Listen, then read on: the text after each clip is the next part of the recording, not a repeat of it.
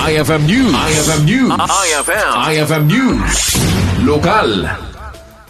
Awan pa iti plano ti gobyerno probinsyal amang deklara iti state of calamity gapo ti Kalgaw. Segon kani Governor Cecilia Ananeta Marcos, kaya pailawan ti probinsya nga ipaay da iti karunaan na kasapulan da iti residente nang runa da iti manalon na iti daytoy apanawon ti Kalgaw wenno kinarigat ti supply ti danoma kasapulan da iti panagtalon na. No pay kasta, kinunana posible nga ideklara damot daytoy no kas pagarigan sa anan akaya ti probinsya.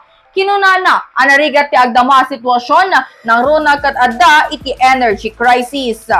Wala pa po tayong kasi parang pa-umpisa pa lang. Pero we are already doing steps to mitigate it. So, until such time na mangyari na hindi na namin makakayanan, doon pa pala kami magpapa-state of calamity. But at this point, parang ang dami na kasi, no? May energy crisis na, tapos may drought pa. So, dami.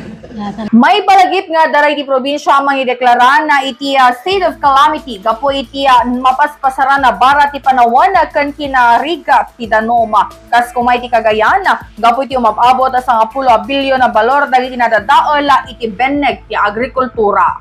Para iti IFM News, Idol Bernadette Toledo, Tatak, IFM. IFM News. IFM News. IFM News. Lokal.